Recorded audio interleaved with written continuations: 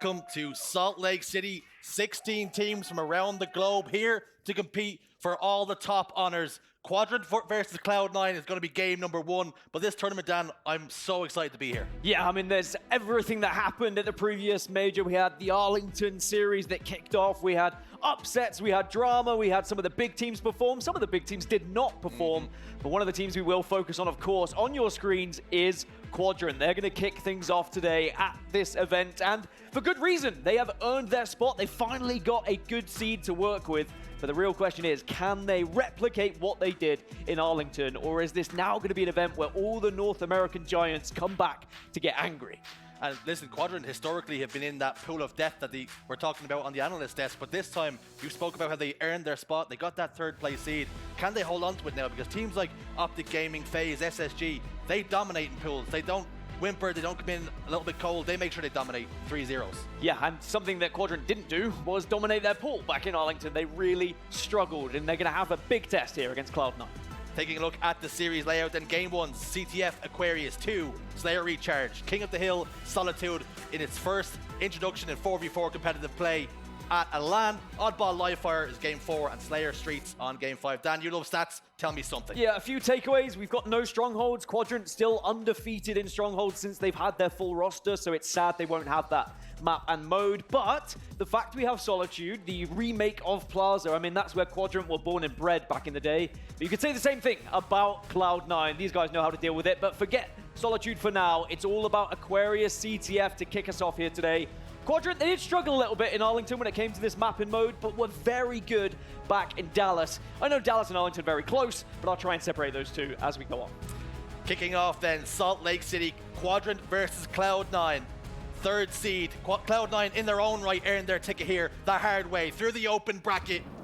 They were open bracket warriors, but can they take down the European heavyweights? Shields up, weapons hot, we're underway. Yeah, Cloud9 dominated throughout the open bracket, and they found themselves finishing top 6 in Arlington. So this is going to be Quadrant's biggest test in terms of those seedings, in terms of being able to actually face off against one of the biggest and best teams. But Quadrant already moving this flag. This is something they do very well. Off the starting strategy, they're always making sure they're getting a pull as early as possible. Flag on the move, then TchiK still has hands on. Sica's gone down in the meantime. Rammyy and Triton in the respawn too. 3 down for Cloud9. Something we see time and time again. Aquarius CTF is a game type that Quadrant are very strong at. And they're just waiting to punch home that final flag, but it has been pulled in the meantime. Yeah, they were so close, but Cloud9 very good at overextending, making sure they get a pull of their own just to stop this one. And Quadrant now going to have to work very hard just to try and keep this alive, and it looks like they're going to have to bounce back themselves. Cloud9 have done very well to stop that. Cloud9 put the brakes on the first flag cap. Double kill for Lqgend though as he scampers away now. Back to the base with the Shroom Stairs. Rammy's in hot pursuit and will eliminate him from the equation for now. Sceptify also gets one. Flag's been sent home. We're at honors even for the moment, but TchiK's creeping across the bridge. So many times we've seen Quadrant get that early cap and then just be able to snowball out of control because of it. Now, because they've been able to be pushed back by Cloud9, we're going to see how they respond themselves. QT in the hands of SLG and a chance to just dance around the map and try and be a little bit sneaky here. And he will be in behind enemy lines. And a nice little pull. This is something Quadrant like to do. Get the pulls when they see 1 or 2 players down. SLG trying to create a little bit of carnage. The flag has been pulled. Will Quantum translocate right back to the same spot? Triton says no, no, no. Shuts that down and ensures he will not get a flag touch there to keep that one alive. TchiK on front base, trying to ensure he can put some damage down and claim some territory for his team. Sceptify up against Lqgend here. It's a bit of a brawl, hand-to-hand combat, and both players will trade it out. 11 kills at the moment for Lqgend, and he has been and was the standout player for Quadrant in Arlington. He really did carry them through when it came to those slays, when it came to doing that damage.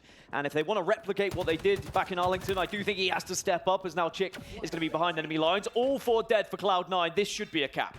This is the moment, that opportunity to take the lead. Cloud9 did initially stop that first flag grab that made its way all the way home, but this one seems to be a far smoother run, and Quadrant take the lead. And they didn't get it in the first minute like we've seen them do previously back in Dallas, but at least they now find themselves 1-0 up and Cloud9 on the back foot, especially when you look at the slays. Quadrant have just been able to pick them apart off spawn. Shot goes down and SLG is still alive. 2 kills, 4 deaths, but SLG has just been kind of dancing around the map, hasn't he? And Cloud9 always checking their backs to see if someone's behind. second successive QT pickup for not only Quadrant, but for SLG himself. How influential will that be all weekend long? TchiK tries to get a flag grab and does get a little touch to keep this one alive, but it's been hassled, he's been harried, and he's been taken down here. But a great distraction that allowed Lqgend just to get a little touch on that flag, keep it moving, and we'll get the kill with a grenade.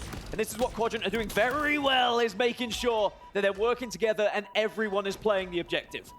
Lqgend has 16 kills. He's now moving the flag in. He can do it all here. Are Cloud9 set up to stop it? The answer is no. And Quadrant double their lead. And I do think the Quantum Translocator being added to this map really changes the dynamic, not having that camouflage to kind of sneak behind. Instead, there is a lot more on your team shot, a lot more on strategy and placement and positioning.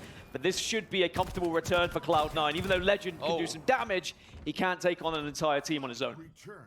Confidence flowing through his veins here. Has more kills than the rest of his team combined. Sceptify slowing things down, waiting for his teammate to step up and around. Rammy's got QT. His exit will be towards car 3. Uses it and also picks up the help. Another kill. Now turns his attention towards home base. TchiK has the flag, and you can see Rammyy is only interested in him for now. Still has a little bit of QT to play with if he does so require.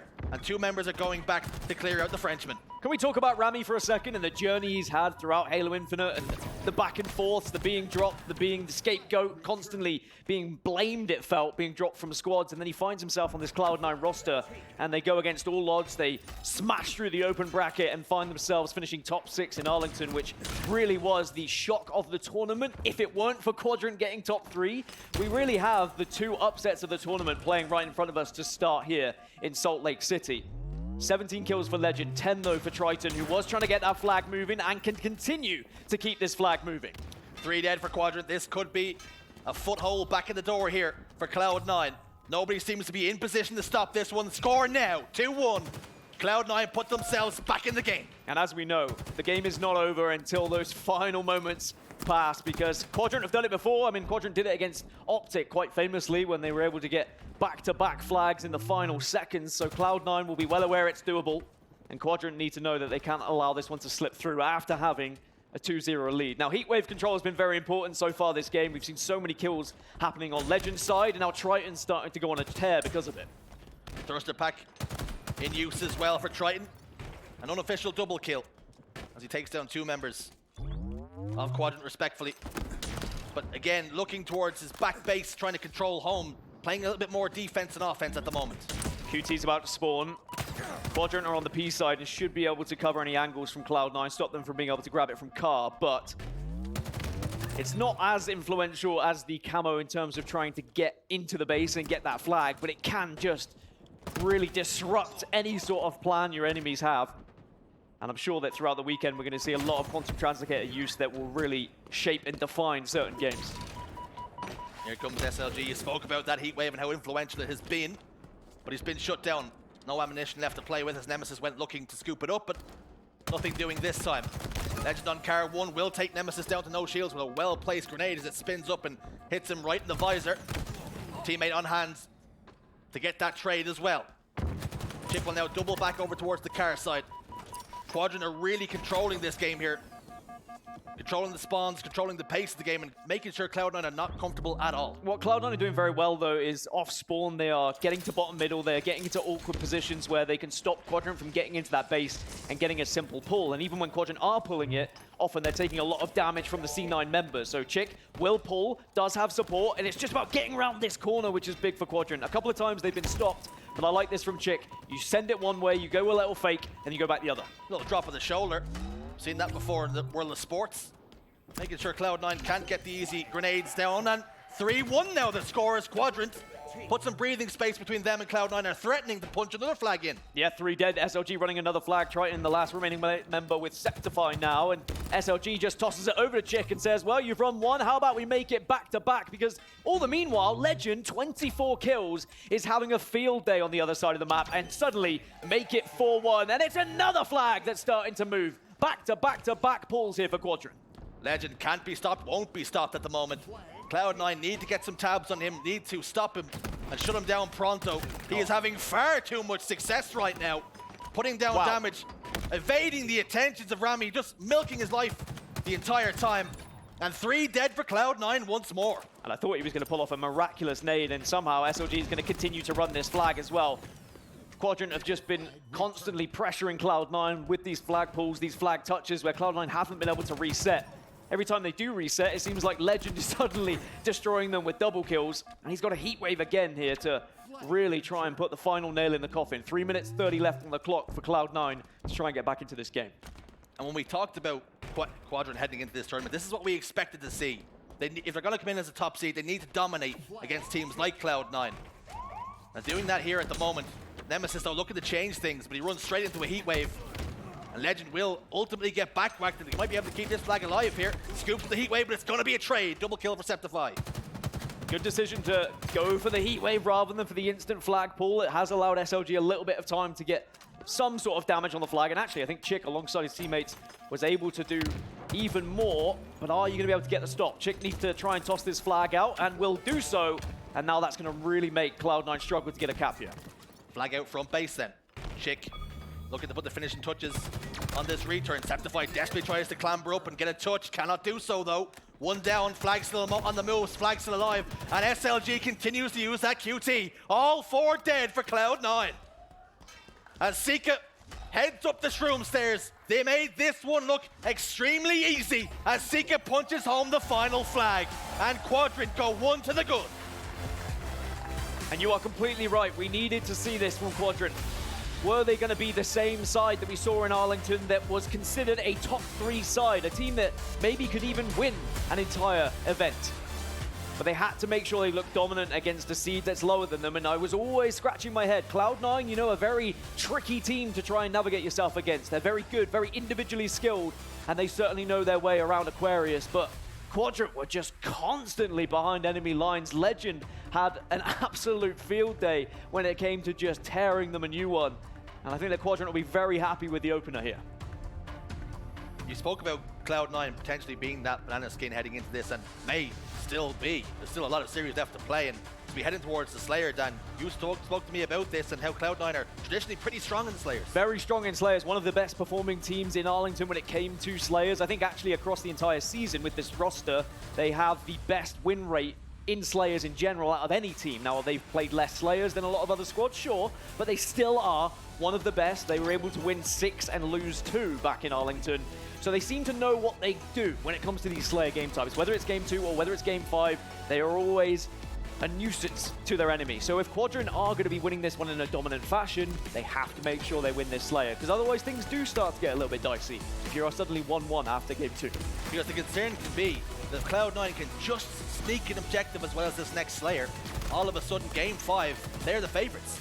Just need one objective, and I think that's one thing that Quadrant won't allow to slip through easily, as they are very well versed when it comes to these objective modes. But Slayer Recharge. Now, we didn't see Recharge in Arlington, so it is going to be nice to see it back here again in Salt Lake City. And I do think that Quadrant typically are a good Recharge team, and when it is a Strongholds map as well, so it was a loss for them when we didn't have Recharge back then. But for Cloud9, this is a Slayer. It's something that it's their bread and butter as 4 very individually skilled players who are going to win their pivs for the majority. I think they'll be looking forward to this map and mode. Well, speaking about players and head-to-heads, here's look at the stats. There is that 6-2 you were speaking about, and Quadrant 4-6 in the Slayers, so not as successful. Quadrant have struggled in Slayers, especially game 5s. I mean, even though they had some miraculous game 5s back in Arlington, when you go even further back to Dallas and even further back to when they had a substitute as well, game 5s they really struggled on, and Slayers in particular, of course, is where game 5s are. Game 2, a little bit different. Quadrant seems to be a little bit better. They can ease themselves in. Maybe there isn't that extra pressure. But this is a different look Quadrant, I feel. This is a Quadrant who mean business, and they will be looking to set the record straight. They don't want to be seen as just an objective team, and they can't win these Slayers. You don't want to have any weakness whatsoever. So I'd like to think that Quadrant have been working on their Slayers a little bit. I know that historically they didn't practice them as much, and I think that's very evident in their statistics. I think players that we have to watch, particularly on Cloud9's side, is Sceptify. He had a very successful game 5 outing, having an average of 1.56 whenever he was heading into those game 5s. There's an overall look of his Slayers there, 1.12 in Slayers compared to Sica's 0.86. Sica didn't have the best of tournaments when it comes to his individual statistics, as it were, but still did a lot when it comes to the positions he was taking, the angles that he was managing to kind of help his teammates and support his teammates. He just wasn't necessarily the big slayer that we've seen before, as right off the rip, 2 opening kills here for Cloud9. And Quadrant just can't allow there to be too big a gap here. They need to be going toe-to-toe with Cloud9 in the early stages.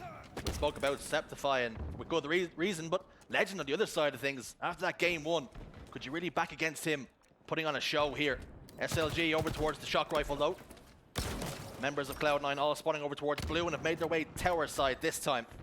Will they make the long haul push or will the play be to head towards A, an elevator? It looks as though they're going to be splitting here for a moment, trades left and right, but they have favored Quadrant for the moment as SLG will fry the scalp of 1, head and shoulders. No dandruff, no more. They just need to work with SLG here and this shock rifle, get him in a position where he can start to get that opening pick and then press your advantage as soon as you've got that extra player on the map. He's just trying to scout around, see if anyone's going to be over towards control in tower at the moment, but does connect with 1. And now this is where Quadrant need to look at it. Do we have a position where we can start to push up? Lqgend gets a second. Now you collapse and now you start to push in. A great stick though from Sceptify. Damage control for Sceptify, gets the stick knowing he was down in the fight. Shock rifle, importantly though, remains in the hands of the boys in green, particularly in the hands of Sica. A couple of shots will get sent towards 2 members of Cloud9, but will only connect with a body. SLG on hand to pick up on some damage elsewhere. Nemassist in the respawn screen, as is SLG. Sceptify in a 1v1, trying to duck the shoulders. TchiK on hand, and Sica will find the body of Sceptify flying into tower. Yeah, that's great knowledge and just awareness there from Sica, and he also supports his team, and even though the statistics might have said he didn't play as good in terms of his slaying ability, he was on fire when it came to just his teamwork, his assessment of the game, and it's very important that he is on this Quadrant roster and doing damage. 17-12 now, and I think this will be a good chance as Camouflage is coming up to go to a Quadrant listening. C'est plat qui me tue, c'est ça qui me tue. C'est du long. Long push. J'ai pas le camo, j'ai les gens, gens, j'ai les les gens, check. Ok, fais gaffe à la bleue. Deux mecs top, deux mecs top. Ok, ils vont peut-être push le 4 les gens. J'ai spoon en stack.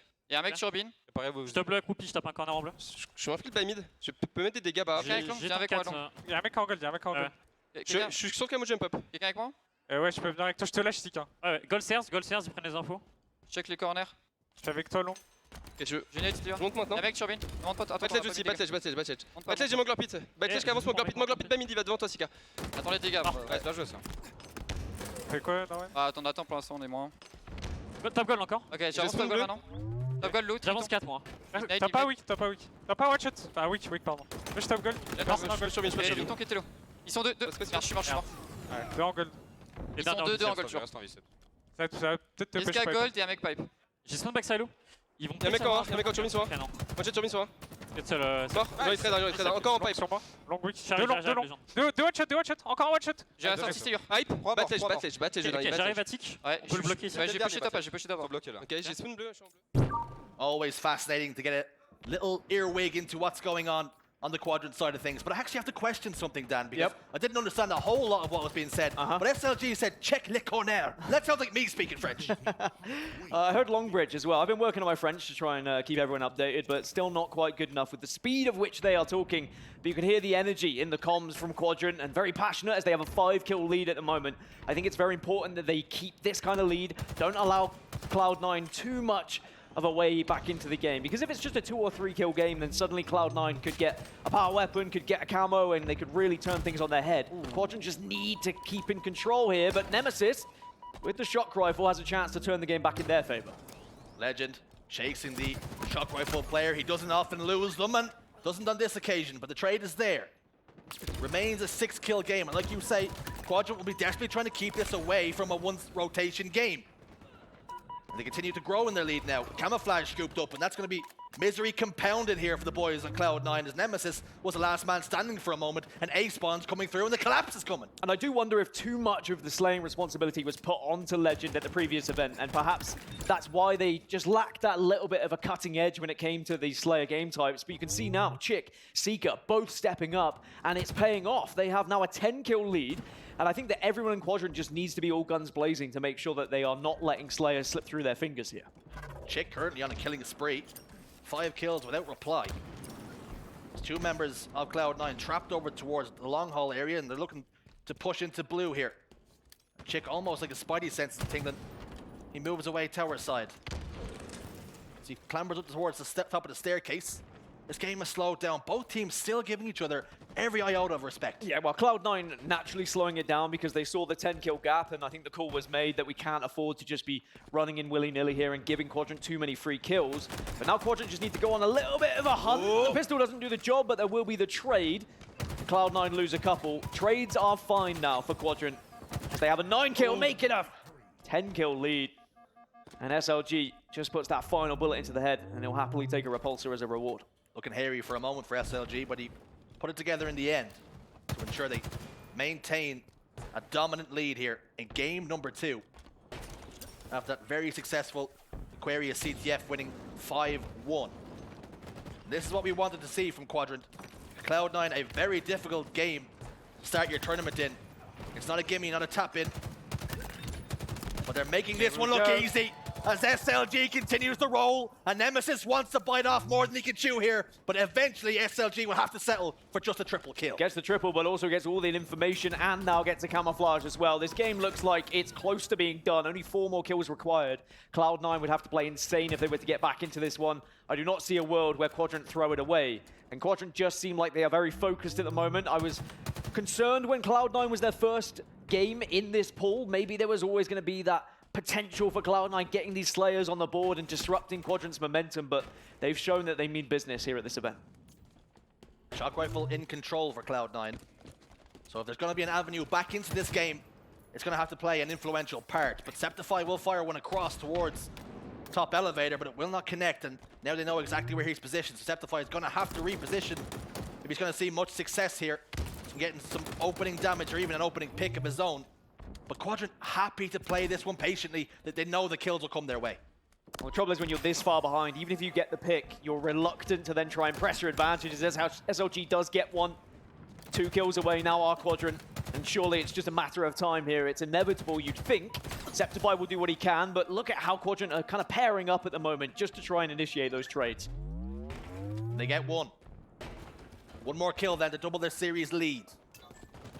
Cloud9 This will be it. trying to keep it competitive, but unable to do so. And the boys in green will lock in game number 2 and are 1 game away from going 1-0 in their pools. Also, shout out to the Quadrant fans for making the trip That's the cheer squad. over to Salt Lake City. Cheer squad, say it. The cheer squad There you are go. in the arena, and I'm sure that Quadrant very much appreciate that, because you're going to need as much help as possible, because if SSG end up on that stage later, the crowd is certainly going to be on their side. As for Cloud9, they find themselves 2-0 down, did not get that Slayer, which we thought would be their hope of getting back into this series. And Quadrant, they just look in fine form. Very well rehearsed when it comes to how they're pushing around the map. There's not really many mistakes that are being made. No one's kind of going off on their own and trying to do too much. I think everyone knows their role. There was a few times back in Arlington where I think a couple of players maybe got a bit nervy, didn't know whether to push. Are we pushing too much? But they seem to be very focused now here in Salt Lake City. And you spoke about the other players picking up on those slays. SLG, Sica and TchiK. It was actually Lqgend who had the least kills in that game, and his teammates were on hand to pick up the pieces.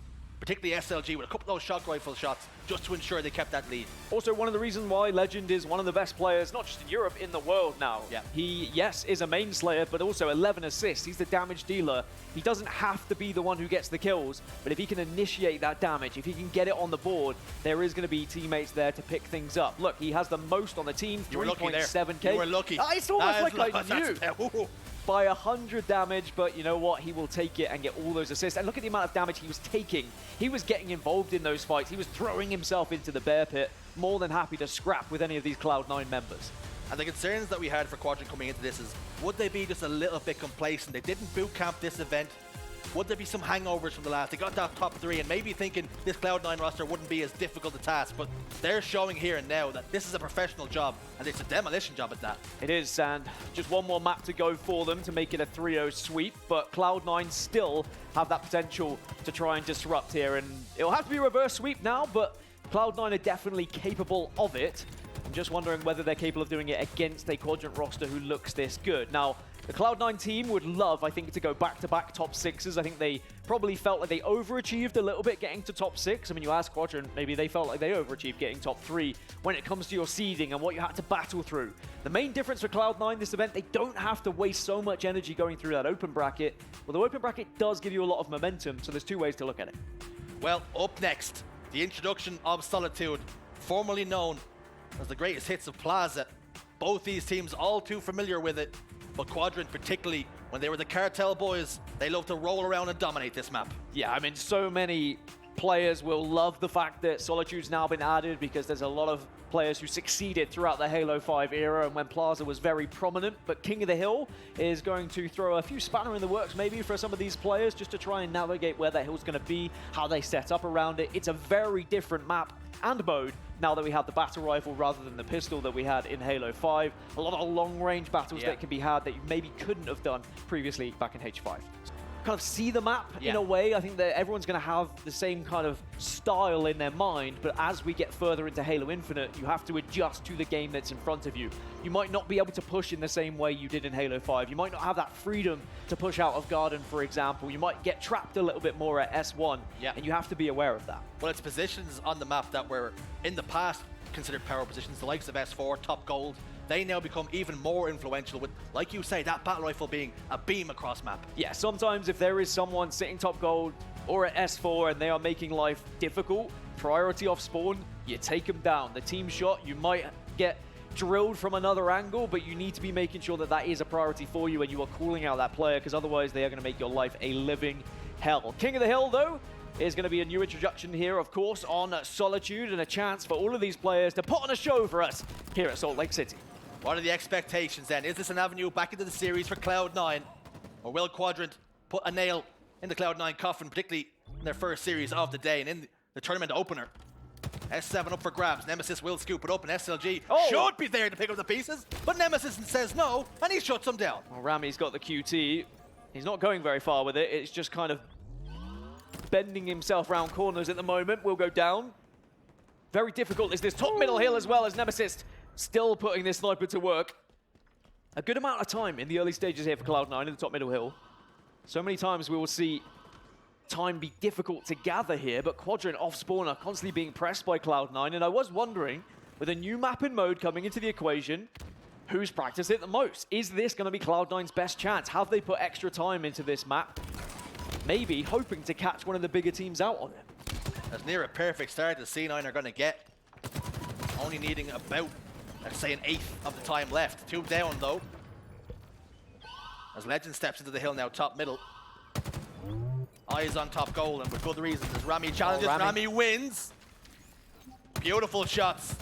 SLG trying desperately to get the final damage in that kill. Sceptify will challenge over towards Tram Loop, but will step away and up light rifle tunnel instead, trying to get away as quickly as he possibly can.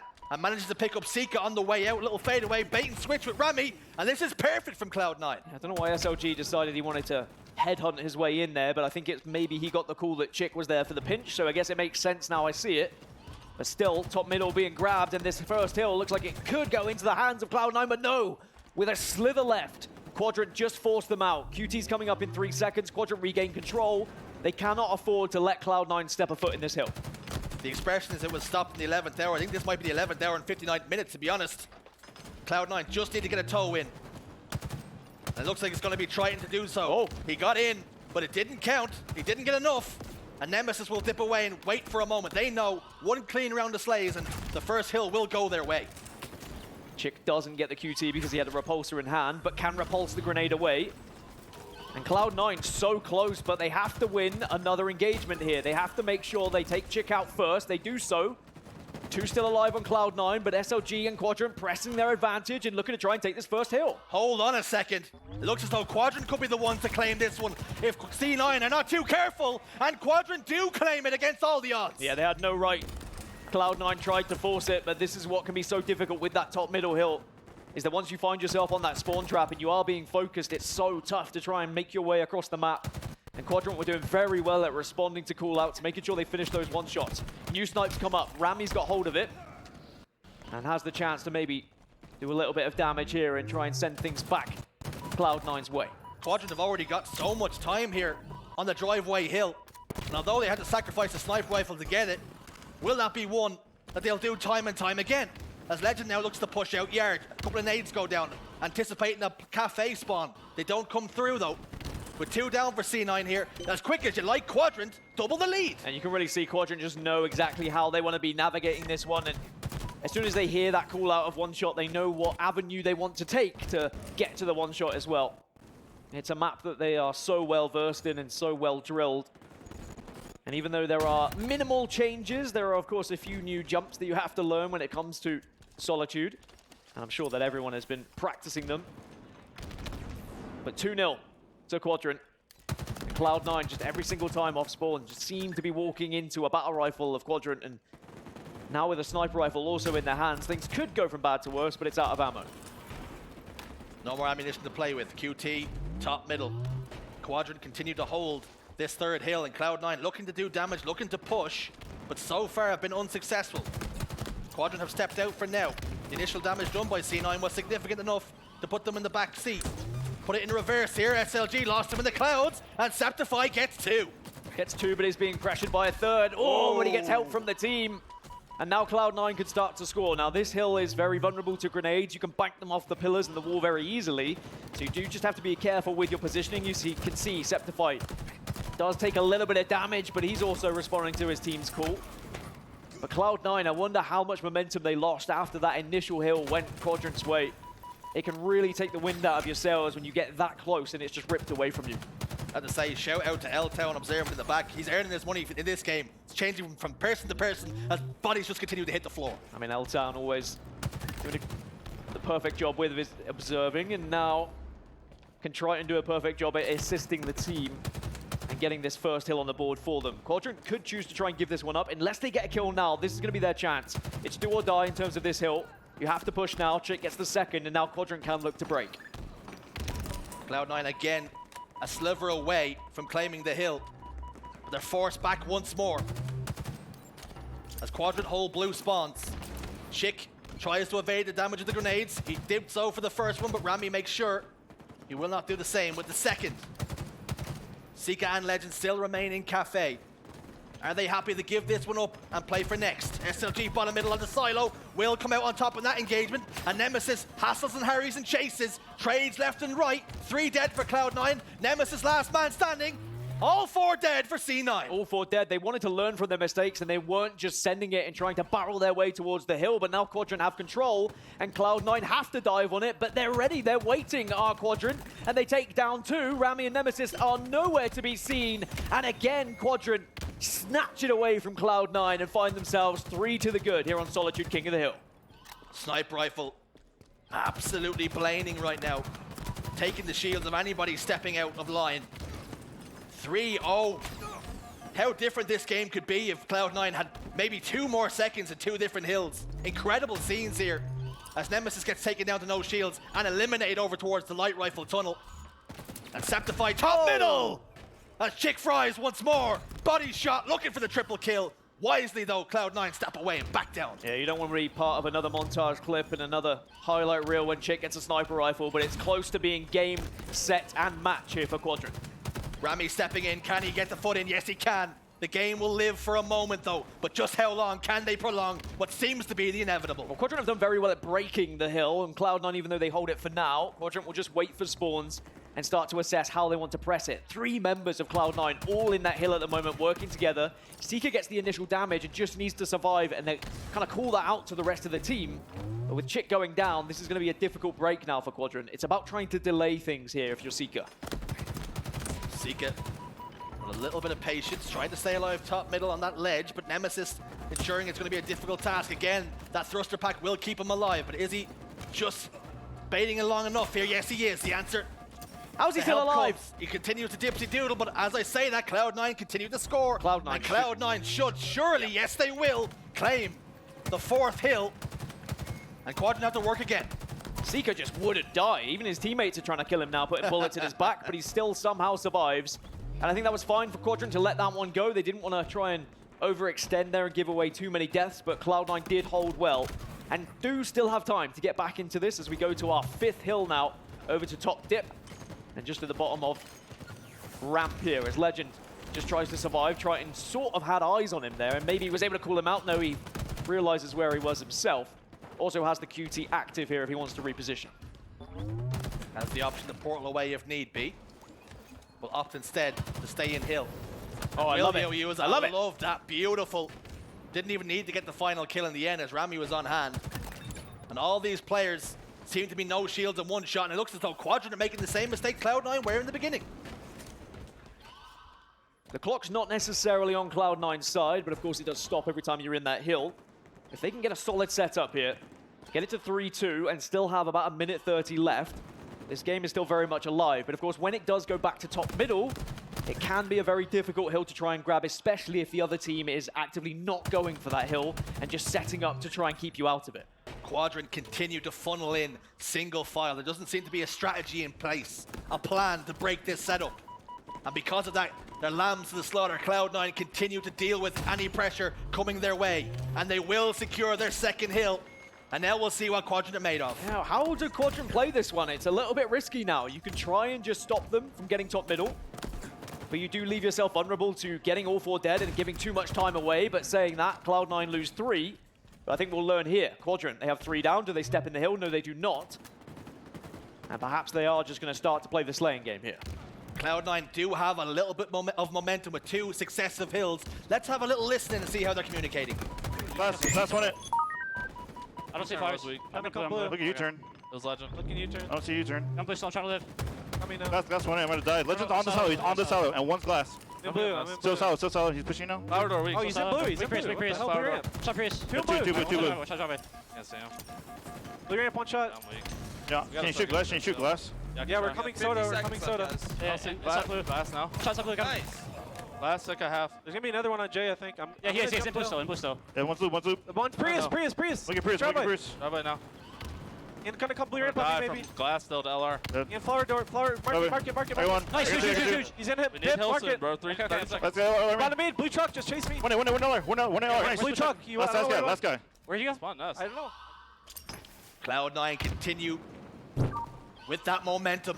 Communication seems fast, it seems hectic, but you can hear them listening and confirming when they're listening as well. I like this as well. Get the QT placed top middle, but the nades are there, and Quadrant, I don't think they know how fortunate that was, because that was the chance really for Cloud9 to take a fight and then quickly nip up back to top middle to get some hill time. 3 dead once again for Cloud9 and only 15 seconds now, so one last push and then they have to hold C9, otherwise Quadrant will win this series 3-0. Cloud9 on staggered spawns now, it would seem, spawning down towards S1, which is exactly where Quadrant want them. Sceptify might be the most important player on the map, but he falls with 2 seconds remaining. Nobody in position for the hill, and Quadrant will complete the clean sweep. It was professional, it was clinical, and at times it was destructive with how Quadrant approached the game, and they really were able to dismantle Cloud9. However, there were moments of promising times for the C9 roster. Getting back into that game towards the end, they just weren't able to have enough time on their side. For C9, even though it wasn't a great result on paper, a 3-0, there were certainly a little bit of moments where they can build from and they can start to look towards their upcoming series. That's the hardest game they will have, arguably, in this pool. And Quadrant show that they are still a team to look out for, and it was not just a fluke at Arlington. You have to think as well, if that game had just 1 more minute to play, C9 might have been able to do the unthinkable and come back and claim the win. But like you say, Quadrant were professional and they played time. And taking a look at the stats, Lqgend back on top in terms of the slays. I mean, had Cloud9 got that first hill, they were so close. Like you said, a millisecond away from being able to go 1-0 up, and it could have been an entirely different game. But something that Quadrant have built and evolved through as a squad is that they do not get phased by pressure as much as they used to. As you can see the damage on your screen, wow, SLG with all the 6,666 for SLG. Nice to see some nice even numbers. Well, I guess odd numbers. That is an odd number. It's an odd number. It's almost demon numbers. Yeah, it is close. 4 6s might be more impressive. Exactly. SLG may be going into demon mode, but there is the confirmation.